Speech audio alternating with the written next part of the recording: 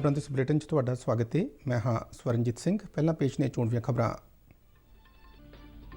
राष्ट्रपति रामनाथ कोविंद ने गुरु पूर्णिमा मौके दिते संदेश में महात्मा बुद्ध के आदर्शों को जीवन में धारण की अपील की।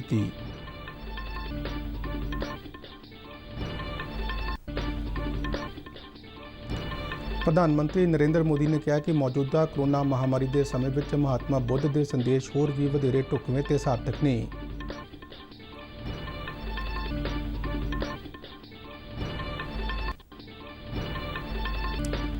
केंद्रीय खेतीबाड़ी मंत्री नरेंद्र सिंह तोमर ने कहा कि सरकार किसानों के मुद्दों प्रति गंभीर ते संवेदनशील है।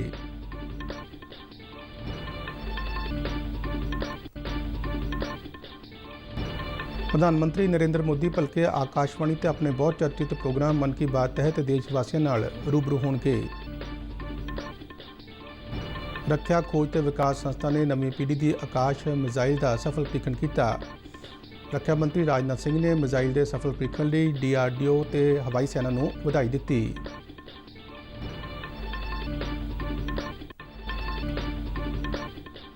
वेट लिफ्टर मीराबाई चानू ने टोक्यो ओलंपिक्स में चांदी का तमगा जित के भारत लिए मैडल खाता खोलिया।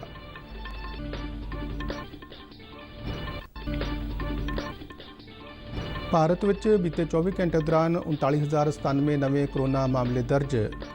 कोरोना तो ठीक होने की दर 97.35 हुई। देशव्यापी कोविड टीकाकरण मुहिम तहत 42,78,82,261 तो वध कोरोना टीके लगाए गए।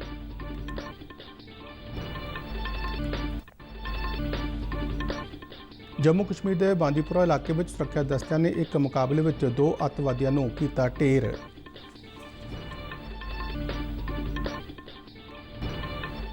हुण खबरां विस्तार नाल। देश भर में अज बुद्ध पूर्णिमा दिवस मनाया जा रहा है। राष्ट्रपति रामनाथ कोविंद ने गुरु पूर्णिमा के मौके राष्ट्रपति भवन में एक बोधि पौधा लगाया। इस मौके अपने संदेश में उन्होंने कहा कि उन्होंने वालों 2017 में भी राष्ट्रपति भवन में एक पौधा लगाया गया सी, जो हुण वध के 6 फुट का हो गया है। उन्होंने कहा कि ये दोवें पौधे हमेशा राष्ट्रपति भवन में महात्मा बुद्ध की याद दिवाते रहणगे। उन्होंने कहा कि महात्मा बुद्ध के प्रवचन अज भी उन्ने ही सार्थक ने जिन्ने बुद्ध के समय में सन। उन्होंने मनुखता को बुद्ध के संदेशों को अपने जीवन में धारण की अपील की। Buddhist values and principles in addressing issues of global concern will help in healing the world and making it a better place. Reeling under the impact of COVID-19, the world more than ever before needs the healing touch of compassion, kindness and selflessness. These universal values propagated by Buddhism need to be adopted by all in their thoughts and actions.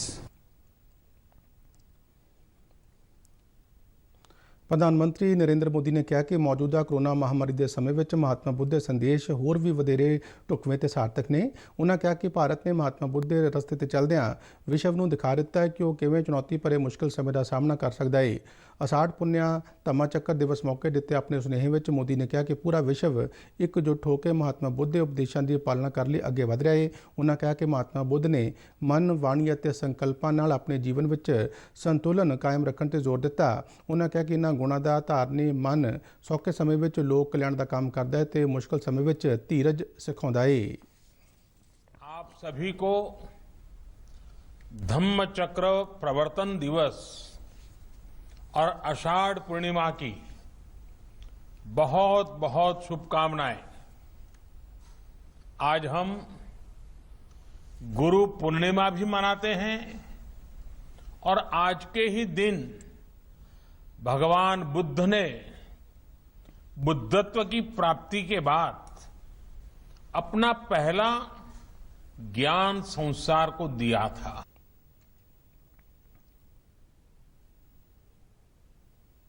केंद्रीय खेती मंत्री नरेंद्र सिंह तोमर ने कहा कि सरकार खेती कानूनों नाल संबंधित मुद्दों के हल लिए किसान संगठनों नाल सरगर्मी नाल गलबात करती रही है। राज सभा में एक प्रश्न के लिखती जवाब में उन्होंने दस्सिया कि इन्होंने मुद्दों के हल लिए सरकार और आंदोलनकारी किसानों विचाले हुण तक 11 दौर की गलबात हो चुकी है। ਤੋਮਰ ਨੇ ਦੱਸਿਆ ਕਿ ਇਸ ਗੱਲਬਾਤ ਵਿੱਚ ਸਰਕਾਰ ਨੇ ਹਮੇਸ਼ਾ ਕਿਸਾਨ ਸੰਗਠਨਾਂ ਨੂੰ ਖੇਤੀ ਕਾਨੂੰਨਾਂ ਦੀਆਂ ਵਿਵਸਥਾਵਾਂ ਤੇ ਚਰਚਾ ਕਰਨ ਦੀ ਬੇਨਤੀ ਕੀਤੀ ਹੈ ਤਾਂ ਜੋ ਇਹਨਾਂ ਦੇ ਬਾਰੇ ਵਿੱਚ ਜੇ ਕੋਈ ਇਤਰਾਜ਼ ਹੈ ਤਾਂ ਉਸ ਦੇ ਹੱਲ ਲਈ ਗੱਲਬਾਤ ਕੀਤੀ ਜਾ ਸਕੇ। ਉਹਨਾਂ ਕਿਹਾ ਕਿ ਕਿਸਾਨ ਸੰਗਠਨ ਕੇਵਲ ਖੇਤੀ ਕਾਨੂੰਨਾਂ ਨੂੰ ਵਾਪਸ ਲੈਣ ਤੇ ਜ਼ੋਰ ਦਿੰਦੇ ਰਹੇ ਨੇ। ਖੇਤੀ ਮੰਤਰੀ ਨੇ ਦੱਸਿਆ ਕਿ ਸਾਰੇ ਦੌਰਾਂ ਦੀ ਗੱਲਬਾਤ ਵਿੱਚ ਸਰਕਾਰ ਨੇ ਜ਼ੋਰ ਦਿੱਤਾ ਸੀ ਕਿ ਕਿਸਾਨਾਂ ਨੂੰ ਖੇਤੀ ਕਾਨੂੰਨ ਵਾਪਸ ਲੈਣ ਦੀ ਮੰਗ ਕਰਨ ਦੀ ਬਜਾਏ ਇਹਨਾਂ ਦੀਆਂ ਵਿਵਸਥਾਵਾਂ ਤੇ ਆਪਣੀਆਂ ਚਿੰਤਾਵਾਂ ਬਾਰੇ ਵਿਚਾਰ ਵਟਾਂਦਰਾ ਕਰਨਾ ਚਾਹੀਦਾ ਹੈ ਤਾਂ ਜੋ ਉਸ ਦਾ ਹੱਲ ਕੀਤਾ ਜਾ ਸਕੇ। ਤੋਮਰ ਨੇ ਕਿਹਾ ਕਿ ਸਰਕਾਰ ਕਿਸਾਨਾਂ ਦੇ ਮੁੱਦਿਆਂ ਪ੍ਰਤੀ ਗੰਭੀਰ ਤੇ ਸੰਵੇਦਨਸ਼ੀਲ ਹੈ। ਕਿਸਾਨਾਂ ਨੂੰ ਫਸਲਾਂ ਦੀ ਵਾਜਬ ਕੀਮਤ ਯਕੀਨੀ ਬਣਾਉਣ ਲਈ MSP ਘੱਟੋ ਘੱਟ ਸਮਰਥਨ ਮੁੱਲ ਦਾ ਸੰਚਾਲਨ ਜਾਰੀ ਹੈ। ਇਹ ਜਾਣਕਾਰੀ ਕੇਂਦਰੀ ਖੇਤੀਬਾੜੀ ਤੇ ਕਿਸਾਨ ਭਲਾਈ ਮੰਤਰੀ ਨਰਿੰਦਰ ਸਿੰਘ ਤੋਮਰ ਨੇ ਰਾਜ ਸਭਾ ਵਿੱਚ ਇੱਕ ਲਿਖਤੀ ਜਵਾਬ ਵਿੱਚ ਦਿੱਤੀ ਹੈ।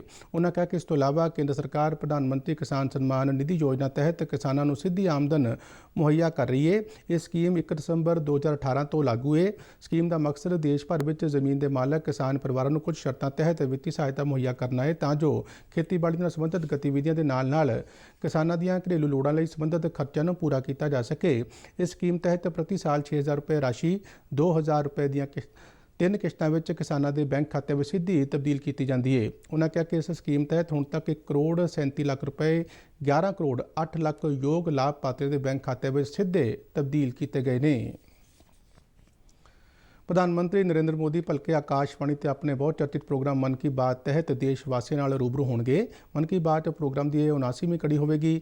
ਸਵੇਰੇ 11 ਵਜੇ ਪ੍ਰਸਾਰਿਤ ਹੋਣ ਵਾਲੇ ਇਸ ਪ੍ਰੋਗਰਾਮ ਦਾ ਦੂਰਦਰਸ਼ਨ ਦੇ ਸਾਰੇ ਚੈਨਲਾਂ ਤੋਂ ਸਿੱਧਾ ਪ੍ਰਸਾਰਣ ਕੀਤਾ ਜਾਵੇਗਾ ਤੇ ਇਸ ਪ੍ਰਸਾਰਣ ਦੇ ਤੁਰੰਤ ਬਾਅਦ DD ਪੰਜਾਬੀ ਤੇ ਖੇਤਰੀ ਭਾਸ਼ਾ ਵਿੱਚ ਮਨ ਕੀ ਬਾਤ ਪ੍ਰੋਗਰਾਮ ਦਾ ਰੂਪਾਂਤਰ ਪ੍ਰਸਾਰਿਤ ਹੋਵੇਗਾ, ਜਿਸ ਦਾ ਮੁੜ ਪ੍ਰਸਾਰਣ ਦਰਸ਼ਕ DD ਪੰਜਾਬੀ ਤੇ ਰਾਤ 8 ਵਜੇ ਵੀ ਦੇਖ ਸਕਣਗੇ। ਇਸ ਪ੍ਰੋਗਰਾਮ ਰਾਹੀਂ ਪ੍ਰਧਾਨ ਮੰਤਰੀ ਆਪਣੇ ਮਨ ਕੀ ਗੱਲ ਕਰਨ ਦੇ ਨਾਲ ਲੋਕਾਂ ਦੇ ਮਨ ਦੀ ਗੱਲ ਵੀ ਸੁਣਦੇ ਨੇ ਅਤੇ ਕਈ ਮੁੱਦਿਆਂ ਤੇ ਸਾਰਥਕ ਅਤੇ ਮਹੱਤਵਪੂਰਨ ਚਰਚਾ ਕੀਤੀ ਜਾਂਦੀ ਹੈ, ਜਿਸ ਕਰਕੇ ਪਿਛਲੇ ਸਮੇਂ ਤੋਂ ਮਨ ਕੀ ਬਾਤ ਪ੍ਰੋਗਰਾਮ ਹੋਰ ਵੀ ਜ਼ਿਆਦਾ ਹਰਮਨ ਪਿਆਰਾ ਹੋਇਆ ਹੈ।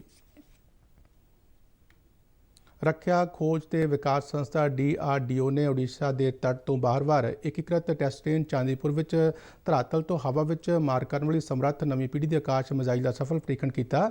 ਇਸ ਮਿਜ਼ਾਈਲ ਦਾ ਪ੍ਰੀਖਣ ਜ਼ਮੀਨ ਆਧਾਰਿਤ ਪਲੇਟਫਾਰਮ ਤੋਂ ਕੀਤਾ ਗਿਆ, ਜਿਸ ਦੇ ਨਾਲ ਬਹੁਕਾਰਜੀ ਰਡਾਰ, ਕਮਾਂਡ, ਨਿਯੰਤਰਣ, ਸੰਚਾਰ ਪ੍ਰਣਾਲੀ ਅਤੇ ਲਾਂਚਰ ਵਰਗੀਆਂ ਸਾਰੀਆਂ ਹਥਿਆਰ ਪ੍ਰਣਾਲੀਆਂ ਲਗਾਈਆਂ ਗਈਆਂ ਨੇ। ਇਹ ਮਿਜ਼ਾਈਲ ਰੱਖਿਆ ਖੋਜ ਤੇ ਵਿਕਾਸ ਸੰਸਥਾ ਦੀ ਹੈਦਰਾਬਾਦ ਵਿੱਚ ਸਥਿਤ ਪ੍ਰਯੋਗਸ਼ਾਲਾ ਦੀ ਸਹਾਇਤਾ ਨਾਲ ਵਿਕਸਿਤ ਕੀਤੀ ਗਈ ਹੈ।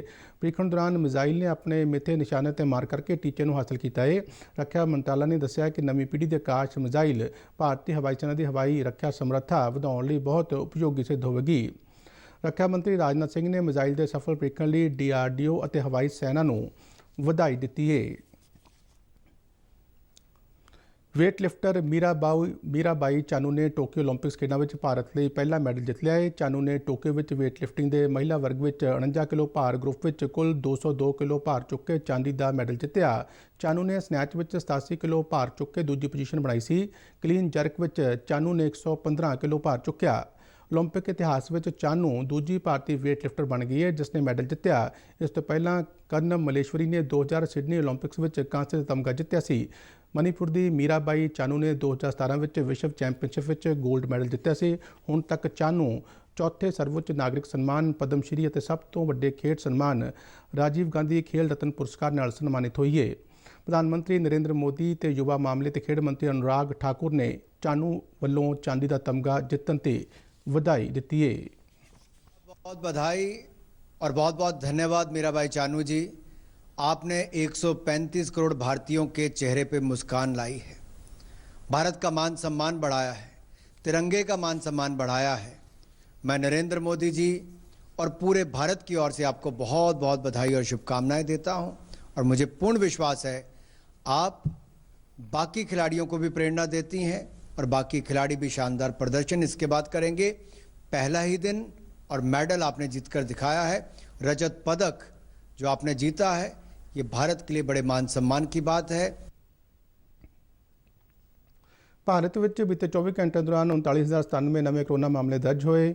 ਇਸੇ ਸਮੇਂ ਦੌਰਾਨ 35,087 ਕਰੋਨਾ ਮਰੀਜ਼ ਸਿਹਤਯਾਬ ਹੋ ਕੇ ਘਰੀ ਪਰਤੇ। ਹੁਣ ਤੱਕ ਦੇਸ਼ ਵਿੱਚ 3,05,03,466 ਲੋਕ ਕਰੋਨਾ ਤੋਂ ਠੀਕ ਹੋ ਚੁੱਕੇ ਨੇ ਤੇ ਇਸੇ ਸਮੇਂ ਕਰੋਨਾ ਤੋਂ ਠੀਕ ਹੋਣ ਦੀ ਦਰ ਵੱਧ ਕੇ 97.35% ਹੋ ਗਈ ਹੈ। ਕੇਂਦਰੀ ਸਿਹਤ ਮੰਤਰਾਲਾ ਅਨੁਸਾਰ ਭਾਰਤ ਵਿੱਚ ਇਸ ਸਮੇਂ 4,08,977 ਐਕਟਿਵ ਕਰੋਨਾ ਮਾਮਲੇ ਨੇ ਜੋ ਕੁੱਲ ਮਾਮਲਿਆਂ ਦਾ 1.31% ਬਣਦਾ ਹੈ। ਪਿਛਲੇ 24 ਘੰਟਿਆਂ ਦੌਰਾਨ ਕਰੋਨਾ ਕਾਰਨ 546 ਮੌਤਾਂ ਦਰਜ ਕੀਤੀਆਂ ਗਈਆਂ ਨੇ। 16 ਜਨਵਰੀ ਤੋਂ ਸ਼ੁਰੂ ਹੋਈ ਦੇਸ਼ ਵਿਆਪੀ ਟੀਕਾਕਰਨ ਮੁਹਿੰਮ ਤਹਿਤ ਹੁਣ ਤੱਕ ਦੇਸ਼ ਦੇ ਵੱਖ-ਵੱਖ ਸੂਬਿਆਂ ਵਿੱਚ 42 ਕਰੋੜ 1,78,82,261 ਤੋਂ ਵੱਧ ਕੋਰੋਨਾ ਟੀਕੇ ਲਗਾਏ ਜਾ ਚੁੱਕੇ ਨੇ। ਇਸ ਦੇ ਨਾਲ ਹੀ ਖਬਰਾਂ ਦਾ ਇਹ ਬੁਲੇਟਿਨ ਖਤਮ ਹੁੰਦਾ ਹੈ। ਆਗਿਆ ਦਿਓ। ਧੰਨਵਾਦ।